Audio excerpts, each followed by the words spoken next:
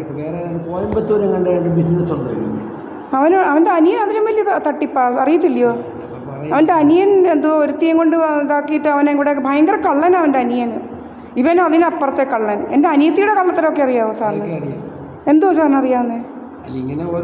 സാറേ, എൻ്റെ അനിയത്തി എന്ന് പറയുന്ന ഒരു തമിഴിനെ കെട്ടി അവനെ കൊന്നു കൊലവിളിച്ചതൊക്കെ അറിയാമോ സാറിന്?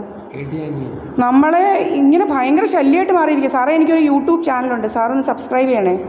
ദീപായസ് പണിക്കർ 3360 എഴുതി വയ്യ സാറേ.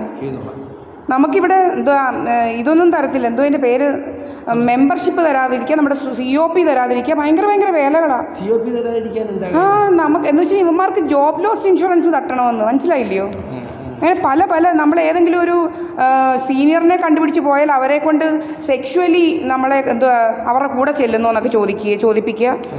ഇങ്ങനെയൊക്കെ ഭയങ്കര വേലകളാണ്. ഇവൻ്റെ കൂടെയുള്ള ഇങ്ങനെ എന്തുവാ റേപ്പ് കേസിലെ പ്രതിയൊക്കെ അറിയത്തില്ലയോ? അവൻ എന്ത് ചെയ്യും സാറേ? ഇത് അല്ല, ആരാ? തഴശ്ശേരിയിൽ നിന്നും പറഞ്ഞ ആകാശ് തഴശ്ശേരിയിൽ നിന്നും പറഞ്ഞ ഇവൻ്റെ കൂടെ ഉണ്ടായിരുന്നില്ല. അവനെ എനിക്കറിയത്തില്ല. നമ്മുടെ രതീഷ് എന്ന് പറയുന്ന അവൻ്റെ കാര്യം. വേറെ ഓഫീസിലോട്ട് പോയി. പിന്നെന്തിയ സലിം എന്ന് പറയുന്നൊരു കള്ളൻ, അവൻ വേറെ ഓഫീസ് തുടങ്ങി. ഇവനിപ്പോൾ എവിടാ? ഇവൻ ഇവിടെ നമ്മുടെ പഴയ ഇസാഖ് ജയപ്രകാശിൻ്റെ ഓഫീസിൽ. ജയപ്രകാശിൻ്റെ ഓഫീസിലോ? അതങ്ങനെ ഇവൻ അവിടെ കയറി? CR ജയപ്രകാശിൻ്റെ ഓഫീസ് ഇവൻ എടുത്തായിരുന്നു. ഇവൻ അതിൻ്റെ പകുതി ഷെയർ ഇവൻ വിലയ്ക്ക് വാങ്ങിച്ചു. വിലയ്ക്ക് വാങ്ങിച്ച എല്ലാവരും വാടകയ്ക്ക് എടുത്തു. എന്നിട്ട് ഇവൻ അതിനകത്ത് പകുതിക്കകത്ത് ഇവനും പകുതിക്കകത്ത് ജോർജ് വർഗീസും ആയിട്ട് രണ്ടുപേരും ഷെയർ ചെയ്തു. അതിനപ്പുറത്തെ കള്ളനായി ജോർജ് വർഗീസ്.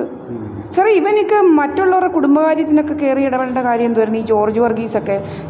എൻ്റെ കൊച്ച് എൻ്റെ വീട്ടിൽ വരുന്നുണ്ടെങ്കിൽ ജോർജ് വർഗീസ് എന്ന് പറയുന്നവനെ നമ്മളെ വിളിച്ചിട്ട് പറയും പഠിപ്പിക്കണം,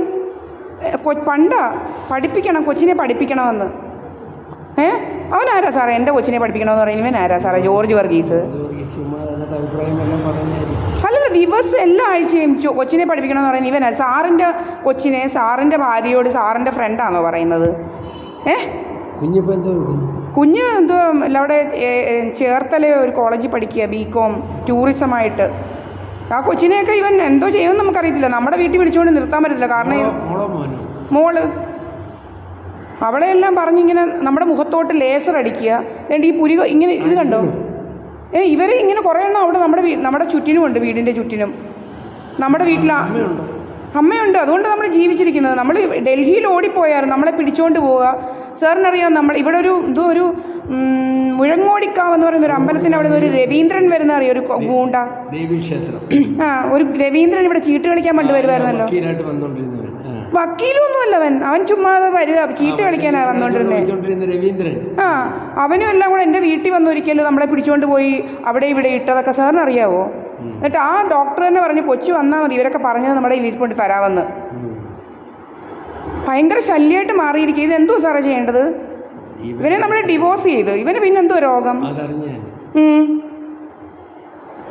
എൻ്റെ അമ്മ വീട്ടുകാരും പിന്നെ എൻ്റെ അനിയത്തി എന്ന് പറയുന്ന ഇവളൊക്കെ ഉണ്ട് ഇതിനകത്ത്. നമ്മളുടെ സ്വത്തൊക്കെ തട്ടണം. എനിക്ക് 1 ഏക്കർ 46 സെൻറ്റ് സ്ഥലവും വീടും ഉണ്ട് ഇവിടെ, നമ്മുടെ ഓലകെട്ടിയിൽ. കുറേ നമ്മുടെ അച്ഛൻ്റെ ബന്ധുക്കളും ഇവന്മാരും എല്ലാം കൂടി കുറേ കാര്യങ്ങൾ ചെയ്യുക. അങ്ങനെയൊക്കെ തട്ടിയെടുക്കാൻ പറ്റുമോ ദീപ? അതൊക്കെ അതിനൊക്കെ ഈ വ്യവസ്ഥയും രാജ്യത്ത് നിയമമൊക്കെ ഇല്ലയോ?